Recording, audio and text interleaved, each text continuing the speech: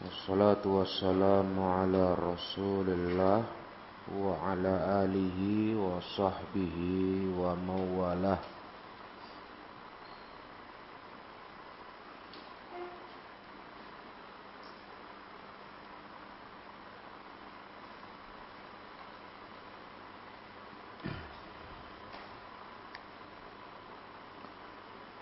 Babu man qala li akhar ya munafiq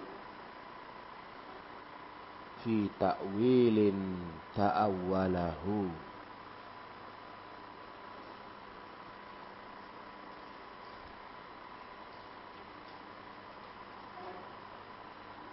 Bab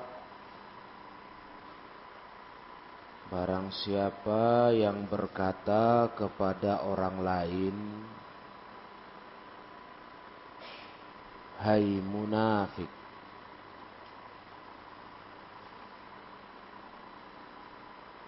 hai munafik,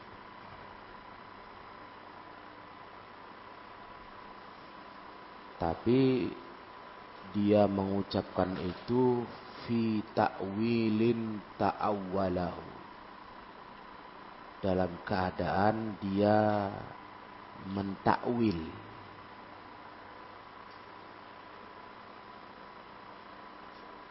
takwil yang dia takwil. Maksudnya apa?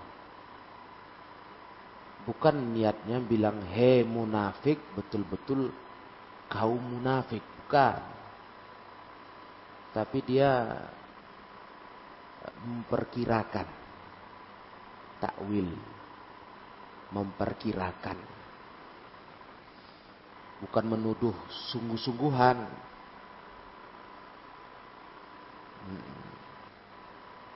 Karena kalau nuduh sungguh-sungguhan, he munafik, apa yang udah kita pelajari? Itu ucapan nanti mencari sasaran. Kalau nggak cocok orang yang ditunjuk munafik, balik ke yang ngomong, ya kan? Nah kalau ini enggak, ini menuduh orang lain munafik bukan sungguhan, tapi fi ta'wilin ta'awwalahu. Dia mentakwil, artinya memperkirakan. Nah, itu dia. Menafsirkan sendiri. Ya, ibaratnya kalau kita bilang ini kayaknya dia munafik ini, gitu.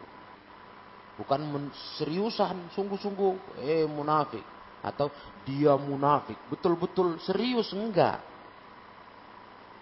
Nah, ini kenapa dibawakan masalah ini? Supaya kalau kejadian seperti itu tidak sama hukumnya dengan menuduh serius, sungguh-sungguh orang lain munafik. Paham tuh? Beda. Enggak sama kalau kalian serius nuduh kawan munafik. Dia munafik, kau munafik. Nah ini bahaya. Tapi kalau babnya itu takwil, mentakwil, berarti mentakwil itu berarti apa? Menafsirkan, menyimpulkan, perkiraan. Nah itu beda. Makanya kita perlu tabayun. Tahu tabayun? Kalau dengar kawan ngomong cerita dia munafik, itu kita perjelas dulu. Apa maksud kau? Serius kau? Kau serius tuduh dia munafik? Iyalah. Nah, itu bahaya. Kalau nggak betul tuduhan kau, balik ke kau nanti. Gitu. Atau dia ternyata bukan menuduh serius, dia hanya mentakwil. Menyimpulkan tingkah kawan itu berarti dia munafik. Menyimpulkan, takwil, menafsirkan. Nah, kalau ini beda hukumnya. Karena ada riwayat yang menceritakan kejadian seperti itu. Paham maksud bab ini? Kalimat fi ta'wilin ta'awwalahu. Paham? Pahami dulu babnya. Nanti kita baca riwayatnya.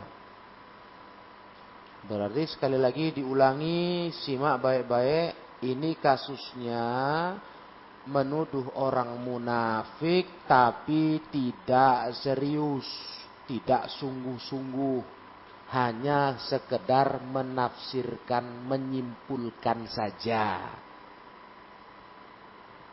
Dan hukumnya beda.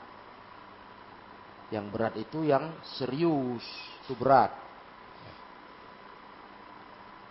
Maka jangan pandai-pandian ngomong ke orang lain, kau munafik. Hati-hati. Nah, jangan suka kali gelar-gelar kawan begitu. Apalagi kau kafir. Wah, hati-hati. Kalau kalian ngomongnya serius nanti kena. Kena itu. Kalau enggak ucapanmu cocok ke dia, balik ke kamu. Makanya Islam ini mengajarkan kita, Rasulullah menuntunkan kita kalau ngomong itu baik-baik, jangan asal-asal. Jangan suka nuding-nuding orang. Munafik, kafir kau. Nggak boleh itu. Ya kalau kau sekedar mentakwil, nah, itu beda masalahnya memang. Mentakwil saja, menyimpulkan. Kalau kau nuduhnya serius, gawat. Yakin sepenuh hati, dia munafik, dia kafir. Itu kalau nggak cocok tuduhanmu, balik ke kamu. Kamulah munafik, kamulah kafir. Jadi nggak boleh ya. Makanya ada orang nuduh, katanya dakwah Ahlus Sunnah Salafiyah suka ngafirkan orang. Mana ada? Asal aja. Malah kita takut. Kita diajari dalam ajaran sunnah, nggak boleh sembarangan ngafir-ngafirkan orang, memunafikkan orang, ngerti? Tapi dituduh begitu. Itu pengajiannya suka ngafirkan orang. Enggak. Jadi gini masalahnya. Ini sebelum kalian baca hadisnya, biar tambah ilmu. Kalau kita ngajari orang buat syirik, kafir, ngerti? Main jimat-jimatan itu dosa kafir. Ya kan? Itu bukan ngafir-ngafirkan orang. Itu cerita hukum. Paham gak?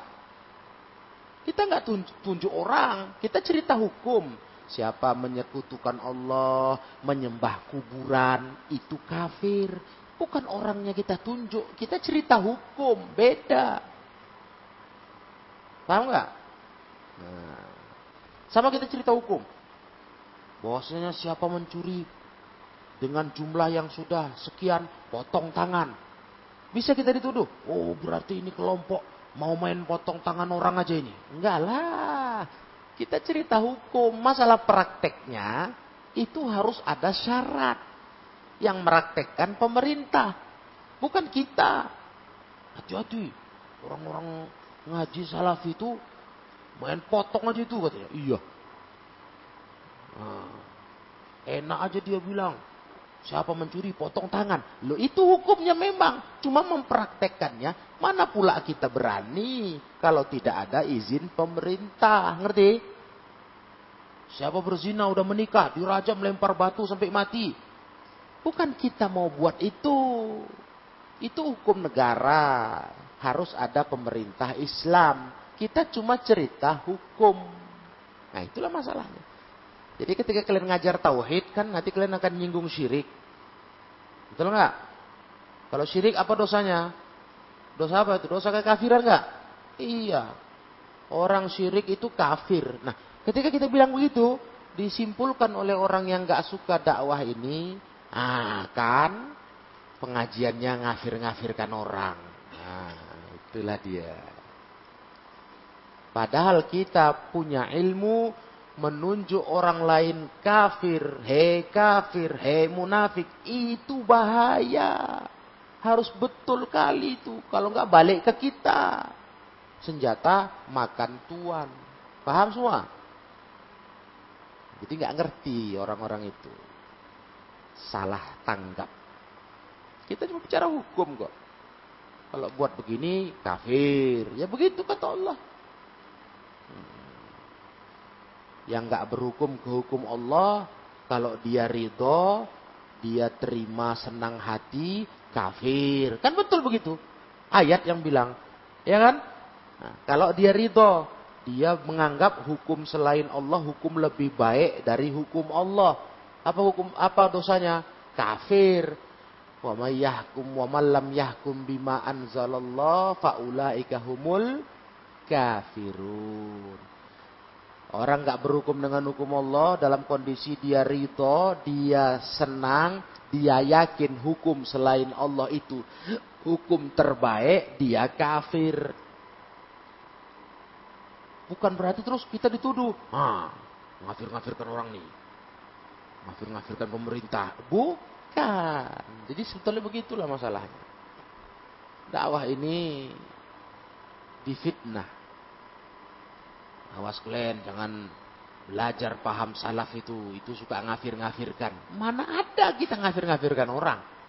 Malah takut kita, hati-hati kita. Ngeri itu, balik sendiri nanti. Asal-asal main kafir, balik sendiri ke kita. Paham semua? Kita kalau bicara hukum, ya bicara hukum lah. Siapa buat begini, kafir. Nyembah kubur, berhala, ya kan? Minta tolong ke selain Allah, kafir, ya kan? Betul? Hukum itu hukum. Perkara orangnya buat itu, nggak berani kita asal-asalan, kau kafir, enggak. Itu panjang lagi prosesnya, harus ada syarat-syaratnya, harus ada intifa'ul mawani'. Nah, dia harus istifa'us syurut, intifa'ul mawani'. Nah, betul-betul syaratnya lengkap, tak ada penghalang. Nah, itu pendalaman yang panjang. Berdukun, percaya kepada kahin. Man saddaqa kahinan, kata Nabi. Siapa percaya sama dukun, faqad kafara bima unzila ala Muhammadin. Dia sudah kafir kepada yang diturunkan ke Nabi Muhammad. Nah, berarti terus kita berani asal-asalan. Ada orang main dukun, kafir dia. Itu. Enggak. Nah, itu yang sebabnya kita difitnah. Dakwah kita dituduh suka ngafirkan orang. Padahal kita malah mengajarkan jangan berani sembarangan ngafirkan orang. Nah, sampai di sini paham nggak semua kalian? Biar ngerti. Kalau ditanya orang, dituduh orang, kalian bantah, kalian patahkan tuduhan itu. Nggak ada kami ngafirkan. Nggak ada. Itu bohong. Kami malah belajar, hati-hati nuduh-nuduh orang munafik, kafir, hati-hati. Balik nanti kalau nggak betul. Loh, itu kau ngajar tadi, ngisi taklim. Kau bilang siapa begini kafir, begini buat ini kafir. Itu hukum. Betul kan? Hukum itu. Hukum Islam. Nah, bukan orangnya kita main tuduh-tuduh aja. Bukan gitu. Ini pahami, supaya ngerti. Nggak gampang kalian dipojokkan. Nah, disudutkan. Orang suka nuduh-nuduh. Karena nggak senang dengan dakwah sunnah. Ya, sampai di sini ya. Paham semua? Baik, kita lihat riwayat ini. An Ali radhiyallahu anhu, dari Ali semoga Allah meridainya. Ali berkata, qala ba'athani an-nabiy sallallahu alaihi wasallam wa Zubair bin al-Awwam wa kilana Faris. Nabi pernah mengutus aku dan Zubair ibnul Awwam. Masing-masing kami Faris, naik kuda, penunggang kuda. Itu satu riwayat. Ada riwayat lain, Bertiga diutus Nabi dengan Al-Miqdad. Ini berdua, di riwayat lain bertiga. Apa kata Nabi kepada kami? Kata Ali, intoliku, berangkat kalian, naik kuda nih. Hatta tablughu raudhata kaza wa kaza, sampai kalian di satu raudhah, satu taman, satu daerah gitu. Raudhah itu sebenarnya daerah antara Mekah dan Madinah, tapi sudah lebih dekat ke Madinah, itu raudhah. Cuman kalau terjemahan bebasnya kan taman, sebenarnya itu nama tempat. Nah, jadi Nabi perintahkan kepada Ali dan Az-Zubair, coba kalian berangkat, nanti udah sampai raudhah, ya, sampai situ, wabiha imro'atun, nanti kalian ketemu perempuan, ada perempuan di situ, ma'aha kitabun, perempuan itu membawa satu surat, kitab di sini surat. Bawa surat. Nah, disinilah mukjizat Nabi. Nabi tahu, karena dikasih tahu Allah, ya kan? Mukjizat Nabi. Nabi tahu ada orang perempuan berangkat menuju Mekah bawa surat. Surat itu min Hatib, dari sahabat Hatib. Dari sahabat Hatib, nama lengkapnya Hatib bin Abi Balta'ah. Hatib bin Abi Balta'ah. Hatib bin Abi Balta'ah. Surat itu ilal musyrikin, mau diantar ke kaum musyrikin di Mekah. Berarti perempuan ini utusan Hatib belum jauh. Dia baru sampai raudhah. Raudhah itu lebih dekat ke Madinah. Berarti belum jauh kan? Nah, dia tempatnya antara Mekah Madinah. Lebih dekat ke Madinah masih. Masih belum jauh kali lah. Nah, dikejar sama Ali dan Zubair. Ayo berangkat kata Nabi. Pacu kuda. Kencang-kencang. Nanti di raudhah akan ketemu kalian perempuan bawa surat dari Hatib untuk orang musyrikin di Mekah. Itulah mukjizat Nabi.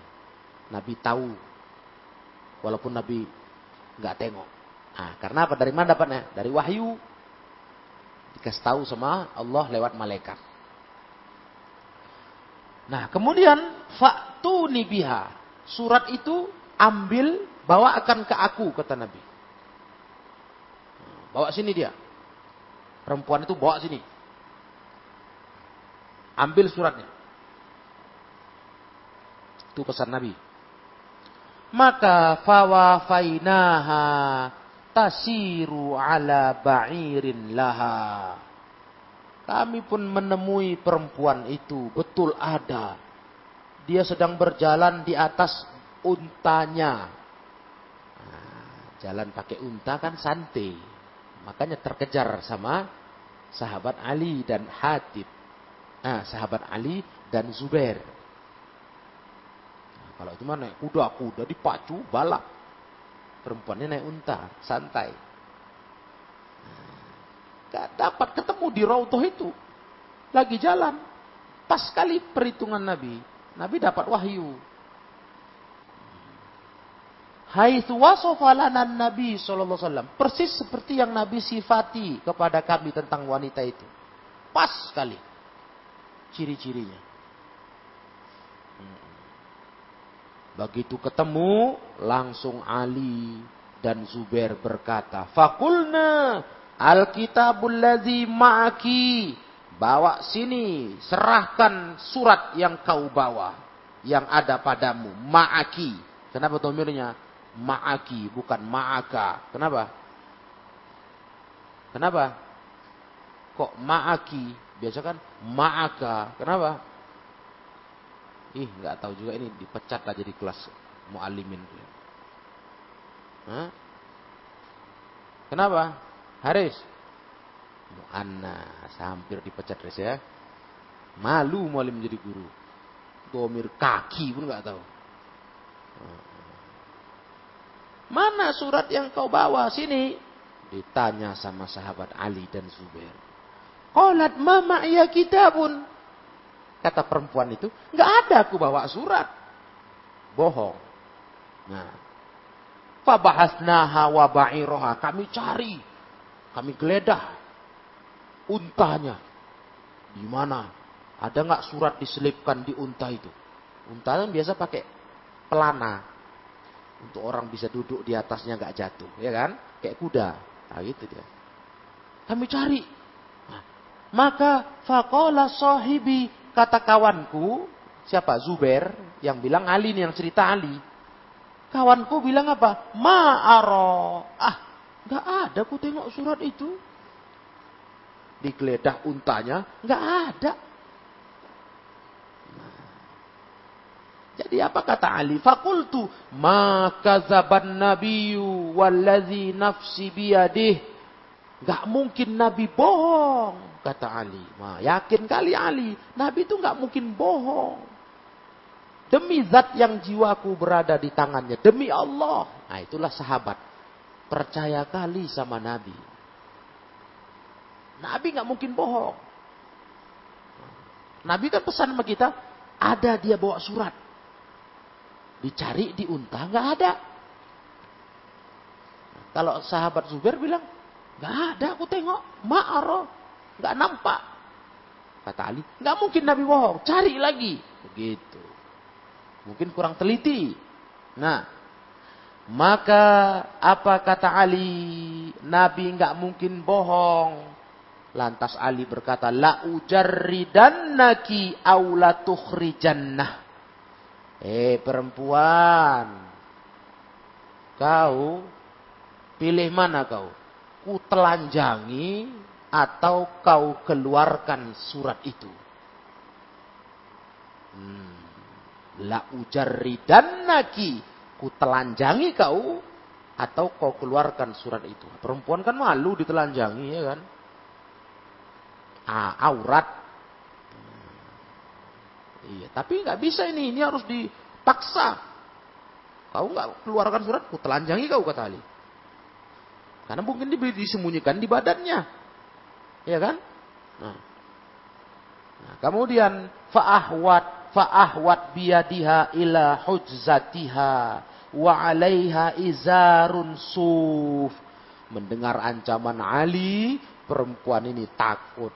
Langsung dia ahwat biyadiha, mengarahkan tangannya ke hujzatiha, ke hujzah. Hujzah itu ikatan sarung. Jadi perempuan ini pakai baju, pakai lagi sarung. Memang baju perempuan begitu, biar auratnya tertutup rapat. Ya. Karena perempuan ini semua badannya aurat, ya kan? Al-mar'atu auratun. Perempuan itu aurat. Jadi perempuan itu kalau bajunya tebal, di luar rumah lo ya memang begitu harusnya. Jangan kalian merasa gerah, risih. Ya itulah perempuan. Memang perempuan itu harus begitu. Kalau untuk di luar rumah begitu. Kalau kalian mau ringan, mau dandan, mau cantik, di dalam rumah. Bukan nggak boleh perempuan berdandan, karena itu tabiat perempuan. Beda sama laki-laki. Laki-laki nggak boleh berdandan, jangan begincu ya. Bencong kalian nanti, ya kan? Jangan berdandan, jangan pakai cape, jangan pakai pemerah pipi. Jangan. Itu perempuan itu tabiatnya, fitrahnya. Laki-laki itu fitrahnya keras, kasar sifatnya. Perempuan itu lembut, feminim istilahnya, ya kan? Feminim. Nah, jadi perempuan, kalau memang perempuan itu di luar rumah begitu, memang harus rapat, tertutup rapi, berlapis bajunya. Kalau mau simple, mau ringan di rumah. Boleh kalian di rumah. Iya. Pakai baju yang ringan-ringan, yang cantik, berbunga-bunga, boleh. Jangan terbalik, di rumah gadel, bau dekil, bau ketek. Di luar cantik, rapi, menor, itu perempuan lacur, ya kan? Iyalah. Perempuan itu kalau di luar rumah cantik, menor, seksi, itu pelacur, kata Nabi. Bukan kita yang bilang, Nabi yang bilang. Wangi, itu pelacur. Jangan tersinggung perempuan yang kayak gitu. Orang Nabi yang bilang kok. Ya soalnya ngapain dia kayak gitu? Di luar sana orang yang nengok semua mata. Ngapain kalau nggak mau jualan? Mau jualan nggak itu? Jualan badan. Nah, iya. Jualan namanya itu. Kalau perempuan baik-baik, malulah dia. Badannya aurat, tutuplah rapat. Di rumah baru dia boleh bersolek, harus begitu. Paham? Nah, ini maksudnya itu. Jadi, karena diancam mau ditelanjangi, perempuan itu pun merogoh dengan tangannya. Ahwat biyadiha, mengarahkan tangan merogoh ke tempat ikatan sarungnya. Kemudian wa 'alaiha izarun suf, dia rupanya pakai sarung dari bahan wool. Di balik baju itu ada lagi sarung. Nah, di situ rupanya dia rondokkan surat itu. Fa'akhrajat, dia keluarkan surat itu. Karena dia takut diancam tadi. Kau ku telanjangi nanti, kata Ali. Kalau kau nggak mengeluarkan surat itu. Rupanya surat itu ditaruhnya di situ, dirondokkan di ikatan sarung. Dapat. Betul kan Nabi nggak bohong? Ada surat itu dibawanya, kata Nabi. Betul. Cuma karena suratnya rahasia, dirondokkannya. Masya Allah ya. Itulah mukjizat Nabi. Padahal itu surat dibuat Hatib bin Abi Balta'ah. Itu sangat rahasia. Gak ada yang tahu. Perempuan ini cuma yang tahu ngantar surat aja. Gak ada yang tahu orang lain. Antarkan ke Mekah. Itu surat isinya melaporkan Rasul mau datang ke Mekah. Awas kalian hati-hati. Maksudnya apa? Hatib itu kepingin punya jasa terhadap orang Mekah. Supaya orang Mekah menjaga keluarganya. Karena utang jasa. Jadi Hatib itu buat itu bukan semata-mata mau mengkhianati Rasul, enggak.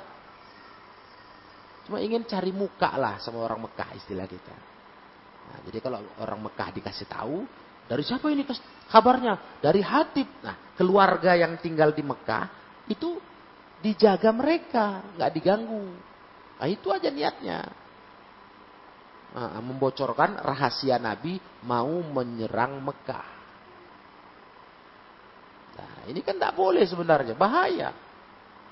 Istilahnya membocorkan rahasia militer, ya kan? Kan rahasia militer nih. Nabi kan pasukannya mau datang ke Mekah. Jangan dibocorkan lah. Tapi Hatib nggak memikir ke situ. Dia cuma mikir supaya keluarganya selamat. Dia buat surat rahasia. Memang manusia nggak ada yang tahu. Rasul pun nggak tahu itu. Yang tahu hanya Allah. Allah kasih tahu lewat malaikat ke Rasulullah. Cepat itu ambil suratnya. Nanti bocor. Rahasia mau menyerang Mekah. Nah, begitu. Fa'atainan Nabi SAW. Maka kami datang ke Nabi. Kami bawalah wanita ini dan surat ini. Kami ambil, bawa ke Nabi. Faqala Umar. Nah, Umar pun berkata, khanallaha wa rasulahu wal mu'minin. Kata Umar. Di sini sisi dalilnya. Hatib sudah mengkhianati Allah dan Rasulnya dan orang beriman. Nah, itu dia maksud. Kayak ibarat, hei munafik. Hei pengkhianat. Nah, Nah, itu. Umar ngomong begini bukan maksudnya betul-betul menuduh Hatib itu pengkhianat, munafik. Karena dosa mengkhianati itu dosa munafik. Munafik itu suka khianat. Nah, jadi Umar ngomong begitu. Hatib mengkhianati Allah dan Rasulnya dan orang beriman. Bukan maksudnya betul-betul serius. Hatib itu munafik. Bukan. Tapi fi ta'wilin ta'awwalahu. Itu penafsiran Umar. Penafsiran saja. Gerem Umar sahabat yang memang luar biasa. Nengok yang mungkar itu marah. Luar biasa beliau. Maka beliau berkata ke Rasul, "Da'ni adrib unuqah." Izin ya Rasul. Izinkan aku, biarkan aku memenggal lehernya. Leher siapa? Hatib. Karena dia yang nyuruh. Perempuan ini ya pesuruh lah, nggak apa-apa. Dia cuma nurutin perintah, ibaratnya budak. Disuruh tuannya. Nah, budak. Yang salah Hatib. Dia yang nyuruh. Surat itu diantar. Kata Umar, biarkan aku ya Rasul, ku penggal lehernya. Umar itu begitu. Kalau Rasul bilang, ya sudah. Ya dipenggal itu. Dipotongnya. Ngeri kali beliau ini tegasnya. Umar ibn al-Khattab. Dari mulai zaman jahiliyah sampai masuk Islam. Memang luar biasa. Membuat gentar hati musuh Islam. Apa kata Rasulullah? Wa qala ma hamalaka. Apa yang membawamu berbuat begitu ya Umar? Kenapa kau sampai mau motong leher dia, kata Rasul? Yang mendorongmu apa? Hamalaka. Membawamu apa? Untuk memenggal kepala Hatib. Faqala ma bi illa an akuna mu'minan billah. Kata Umar, tidak lain aku ya Rasul kecuali karena aku beriman kepada Allah. Bukan kepada Umar, tapi kepada Hatib ini ya Rasul wawancara. Ada dua riwayat. Yang satu riwayat kepada Umar Rasul tanya, kenapa kau motong Hatib ya Umar? Karena aku beriman kepada Allah dan Rasulnya. Aku cemburu. Nah, kalau yang riwayat ini nanya kepada Hatib. Ya. Nanya dulu Rasul ke Hatib, kan dia sedang di sidang ini. Di riwayat ini, pertanyaan ini kepada Hatib. Apa yang mendorongmu buat itu ya Hatib? Qala, apa kata beliau? Ma bi illa an akuna mu'minan billah. Tidak lain aku masih beriman kepada Allah ya Rasul. Aku bukan murtad, aku masih beriman. Wa aradtu ayyakuna li indal qaumi yadun. Aku kepingin ya Rasul. Aku di sisi kaumku di Mekah, aku punya tangan, punya jasa. Cuma itu ya Rasul, bukan aku mau jadi pengkhianat, bukan aku murtad, kata Hatib. Di sini riwayatnya Hatib yang Rasul tanya. Kenapa kau buat itu ya Hatib? Kau tulis surat bocoran rahasia militer. Itu kan mengkhianat itu. Secara hukum umum. Kau murtad kan itu. Kau enggak Islam lagi. Kok bisa kau berkhianat? Enggak ya Rasul, aku masih mukmin. Aku cuma mau punya jasa di kaumku. Ini pendek di sini ya. Kalau di riwayat yang panjang, nanti kalian baca itu riwayat yang panjang, itu ditanya Rasul panjang. Kenapa kau buat begitu? Aku ya ingin punya jasa ya Rasul. Kalau sahabat muhajirin yang sama engkau di Madinah ini, mereka punya keluarga-keluarga yang dihormati. Kalau aku nggak ada, keluargaku keluarga biasa-biasa. Aku khawatir karena aku masuk Islam, aku gabung sama engkau, nanti keluargaku di Mekah disakiti. Itulah khawatirnya Hatib. Jadi aku kepingin punya jasa. Kalau aku bocorkan kedatanganmu ke Mekah, nanti kan yang nerima kan keluarga dia. Nah, keluarganya ngomong sama orang Mekah. Nah, orang Mekah nanti merasa utang jasa. Oh, Hatib yang ngasih tahu ya. Udah kalian paten kalian, kami jaga kalian. Nah gitu. Paham semua? Jadi bukan maksudnya apa-apa, nggak ada. Faqala sadaqa ya Umar. Betul dia ya Umar, kata Rasul. Sadaqa ya Umar. Dia telah betul ya Umar. Memang itulah alasan dia. Rasul sudah tahu karena dari wahyu. Memang Hatib itu bukan pengkhianat. Cuma dia salah apa? Salah menyimpulkan. Dia pikir dengan cari muka ke orang Mekah, membocorkan kedatangan Rasul itu membuat orang Mekah akan menjaga kerabatnya. Itu aja. Padahal perbuatan itu bahaya. Ya kan? Perbuatan itu bahaya. Maka awalaisa qad syahida badran. Bukankah hai Umar, kata Rasul, dia sudah pernah ikut perang Badar. Hatib itu termasuk sahabat yang ikut perang Badar. La'allallaha ittala'a ilaihim.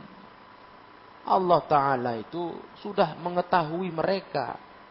Ketika Allah berkata, faqala i'malu ma syi'tum faqad wajabat lakumul jannah. Allah pernah berkata kepada anggota perang Badar, pasukan perang Badar, veteran perang Badar, atau veteran, mantan yang ikut perang Badar. Nah, itu dibilang veteran. Kalau kita di sini Indonesia gitu, veteran perang kemerdekaan. Berarti dia dulu zaman kemerdekaan dia pernah ikut perang. Jadi dibilang sekarang veteran, mantan tentara gitu. Allah bilang apa ke mereka? Beramallah suka hati kalian. Sungguh telah wajib surga untuk kalian. Jadi dijamin Allah sahabat yang ikut perang Badar udah pasti masuk surga. Jadi buatlah suka hati kalian. Allah udah tahu. Sahabat-sahabat yang ikut perang Badar bukan orang-orang sembarangan. Walaupun disuruh, buatlah suka hati kalian. Bebas. Mereka nggak bebas. Nggak. Mereka tetap orang bertakwa walaupun udah dikasih izin. Ayo buat suka hati kalian. Merdeka kalian. Buat. Nggak ada dilarang-dilarang. Tapi mereka nggak mau. Jadi Rasulullah ingatkan itu kepada Umar. Hei Umar. Kan Umar mau menggal tadi. Masih ingat? Mau dipenggal Umar kan? Kupotong lehernya. Kata Rasul, ya Umar, dia itu, Hatib ini mantan perang Badar. Dia pernah ikut perang Badar. Allah sudah berkata kepada yang ikut perang Badar, berbuatlah suka hati kalian. I'malu ma syi'tum faqad wajabat lakumul jannah. Kalian sudah berhak pasti masuk surga. Diingatkan Rasul Umar. Artinya, ya sudah berarti dosanya udah diampunkan Allah ya Umar. Jangan mau kau potong lehernya. Itu aja Rasul berkata. Mendengar itu Umar pun fadama'at aina Umar. Mengalir air mata Umar. Nyesal beliau. Nyesal berencana mau motong leher Hatib. Nangis Umar ibn al-Khattab. Wa qala Allah wa rasuluhu a'lam. Allah dan Rasulnya memang lebih tahu, kata Umar. Nyesal. Sampai Umar menangis, menyesali keinginannya mau memotong leher Hatib. Nah, ini kisah yang sahih tentang sahabat Hatib bin Abi Balta'ah. Memang di sini sisi dalilnya adalah ucapan Umar tadi. Umar bilang, "Khanallah wa rasulahu wal mu'minin." Dia telah khianat ya Rasul. Khianat kepada Allah dan Rasulnya dan orang beriman. Tapi bukan maksudnya memastikan Hatib itu munafik. Bukan. Cuma Umar menyimpulkan takwil. Paham? Dan ini nggak balik ke Umar. Karena Umar nggak menuduh secara 100%, enggak. Cuma kesimpulan Umar, perbuatan Hatib ngirim surat rahasia itu perbuatan khianat. Nah, rupanya ketika Hatib ditanya Rasul, betulnya dia nggak murtad, bukan dia munafik. Aku ya Rasulullah tetap beriman, aku orang beriman. Jadi aku buat itu gara-gara aku kepengen punya jasa. Ada jasaku di orang-orang kafir itu. Tujuannya apa? Biar mereka menjaga sanak kerabatku. Jangan diganggu. Paham semua? Nah, memang itu sih dalilnya. Tapi di sini banyak faidah yang tadi sudah kita sebutkan. Ya kan? Banyak faidah. Di antaranya faidah keutamaan sahabat Hatib. Dan sahabat Umar ibn al-Khattab. Umar tuh begitu orangnya.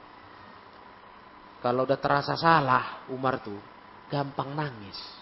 Dia keras. Keras betul tuh. Dari zaman jahiliyah keras orang. Tegas. Ya. Nengok orang isbal. Tahu kalian orang isbal? Musbil. Melabuhkan celana di bawah mata kaki. Haram kan? Umar gak main-main. Gak ada cerita basa-basi, negurnya gak ada. Umar bilang apa? Cabut pedang. Cas. Kau potong celana atau ku potong? Wih. Kalau Umar motong bagaimana? Dibuka dulu celana itu. Gak mungkin orang telanjang di depan umum. Dipotong sama kakinya. Ngeri itu kan? Umar gitu orangnya. Kau potong atau ku potong? Gak main-main itu. Dahsyat kali dia. Tegas. Sholat. Meluruskan shaf. Cabut pedang. Tempelkan. Pak. Siapa gak lurus? Koyak. Itu. Pedang jadi. Untuk meluruskan shaf. Lurus. Ngeri kali. Umar tuh begitu. Makanya kata Rasul, kalau setan jumpa Umar di jalan, setan minggir. Ngeri setan kalau ada setan, ada Umar, setannya minggir. Tapi kalau udah terasa salah, inilah keutamaan Umar. Terasa salah, nangis. Nggak keras kayak batu, hatinya lembut, lunak. Nangis nih. Fadama'at aina Umar, mengalir air mata Umar. Cuma karena Rasul bilang gitu aja. Bukan dibentak Rasul. Bukan dibentak Rasul, dimarah Rasul, nangis. Enggak. Dibilang lembut-lembut. Ya Umar, bukankah dia sudah ikut perang Badar? Bukankah Allah berkata kepada orang yang ikut perang Badar, "I'malu ma syi'tum, faqad wajabat lakumul jannah." Cuma ngomong gitu Rasul. Bukan dimarah-marahi Umar itu, enggak. Nangis. Masya Allah. Itu baru hati orang beriman. Ya. Hatinya pemberani, tegar, tegas, tapi lembut. Kalau salah tuh nangis, malu, minta ampun sama Allah. Rendah hati, wah rendah hati Umar. Umar bin Khattab tuh saat jadi khalifah pun, udah jadi khalifah. Khalifah tuh orang nomor 1 ya kan. Pemimpin umat Islam. Itu nggak ada sok banyak gaya. Nggak ada. Beliau udah pakai tongkat, pegang tongkat kemana-mana. Nggak ada dikawal-kawal, jalan ke masyarakat. Umar itu dalam sirah beliau. Kalau beliau letih, ya udah cari tempat lapang di padang pasir, golek tongkat jadi bantalnya. Siapa yang mengira itu khalifah? Ya kan kalau orang nengok, paling orang mengira gelandangan itu. Kalau di kita sekarang, gelandangan itu, parnap itu. Rupanya khalifah. Mana ada? Orangnya tawadu. Rendah diri. Juga ada kisah, mungkin pernah kita belajar di pelajaran tafsir apa ya. Ketika Umar bin Khattab jalan di pasar, biasa saja pakai tongkat. Sebagai khalifah ini, kalau kita sekarang presiden, jalan. Datang pasukan berkuda, datang utusan berkuda dengan balap. Balap betul. Dilewatinya Umar. Karena buru-buru ini mau melapor. Mau melapor kepada khalifah. Pasukan kita menang. Ketika dia melewati Umar, Umar panggil, Fulan. Ini orang narik kuda, ngeri mendadak lah. Dia tengok. Nggak tahu dia itu Umar. Apa kabar pasukan kita, kata Umar. Oh, menang. Ini aku mau lapor khalifah ini. Kau tenang aja. Balap lagi dia ke kota. Umar diam aja, udah. Oh, menang, udah jalan. Sampai kota baru dia tahu, kata orang. Khalifah di sana tadi jalan. Oh, yang mana? Oh, itu balik lagi dia. Minta maaf. Mohon maaf, Khalifah. Masya Allah. Itu luar biasa Umar itu. Dia keras, tegas. Tapi lembut. Tawadu. Enggak sombong, enggak keras hati. Kalau salah nangis. Nah itu. Itu keutamaan Umar bin Khattab. Padahal orangnya ngeri kali itu. Kalau kata Nabi potong. Bukan main-main itu. Bukan ngeri loh motong orang itu. Umar biasa itu. Potong kata orang Rasulullah. Potongnya. Putus langsung tuh leher tuh. Nah, jadi betul-betul mereka ini sahabat Nabi itu hatinya lembut. Lunak. Iya. Jadi begitu ya, riwayat ini banyak faedah.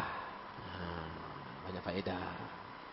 Dan di sini bukti kata ulama, kalau mau menegakkan hukuman potong, had, istilah hukuman sembelih, pancung kata kita.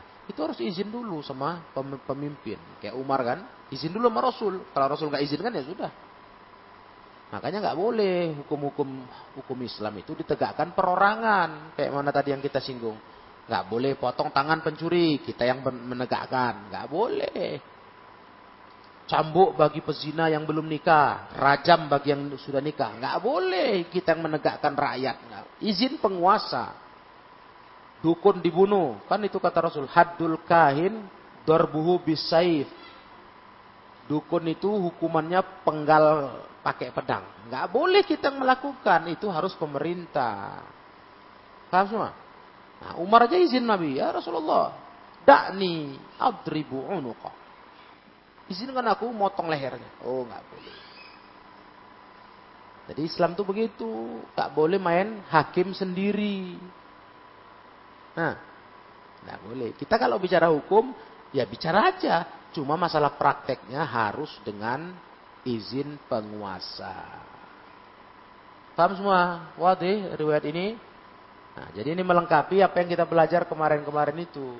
Masalah nuduh-nuduh orang itu balik ke sendiri. Tapi kalau masalahnya pakai takwil, kayak Umar buat ini, nggak balik kepada yang ucapkan. Karena ini bukan tuduhan yang sifatnya pasti, sungguh-sungguh, serius. Cuma merupakan takwil, penafsiran saja. Kesimpulan. Nah itu. Nah, ya. Taib. Kemudian babu man qala li akhihi ya kafir. Bab siapa berkata ke saudaranya, "Hei kafir." Nah, ini kafir.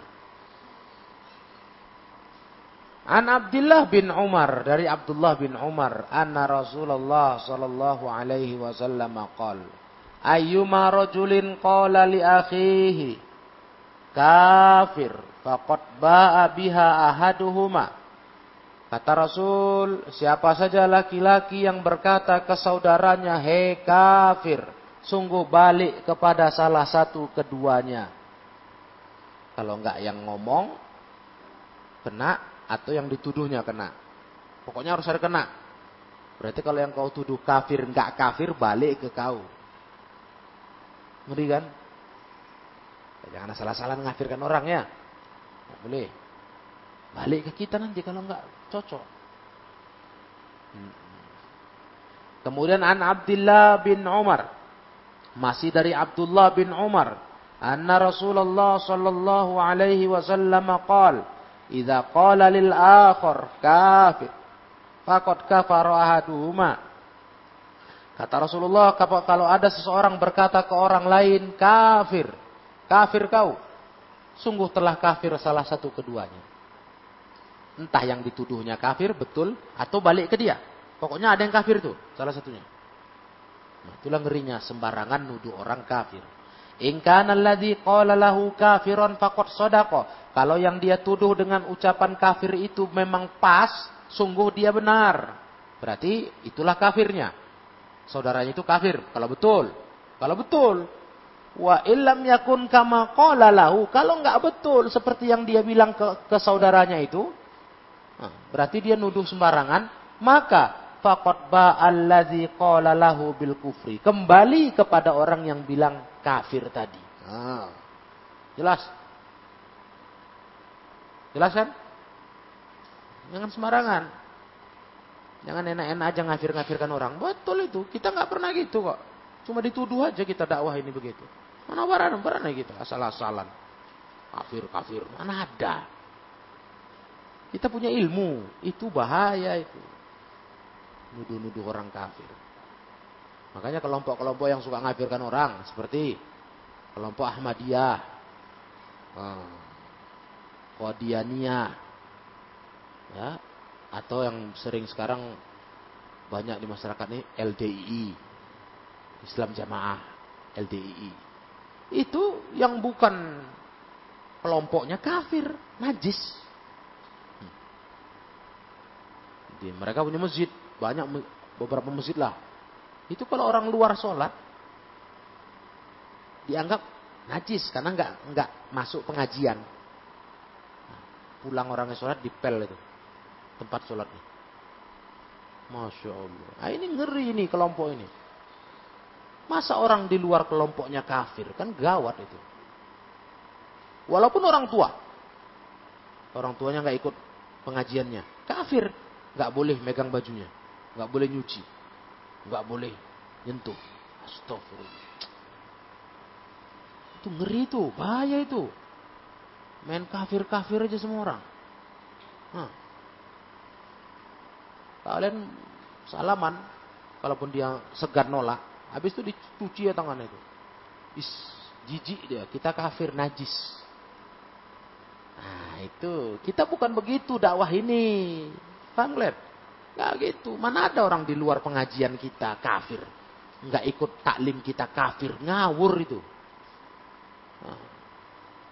Tuduhan dusta. Malah kita paling takut ngafir-ngafirkan orang. Takut kita. Paham semua? Ya. Kalian harus maju membersihkan nama dakwah ini dari tuduhan-tuduhan itu. Bilang kami diajari malah awas jangan bilang kafir orang sembarangan. Itu nanti dosanya balik ke kami tuduhan itu. Kalau kelompok LDI ya kalian nggak ikut pengajiannya kafir kalian. Ngeri kali ya. Auzubillah. Kayak gitu memandang orang. Hanya karena nggak ikut pengajian. Kafir. Najis. La haula wa la quwata illa billah. Nah sudah. Jadi inilah pelajaran kita sore hari ini. Tambahan kita 2 bab. Bab 181 dan 182. Wallahu a'lam. Ilahuna subhanakallahumma wa bihamdika asyhadu an la ilaha illa anta astaghfiruka wa atubu ilaik walhamdulillahi rabbil alamin.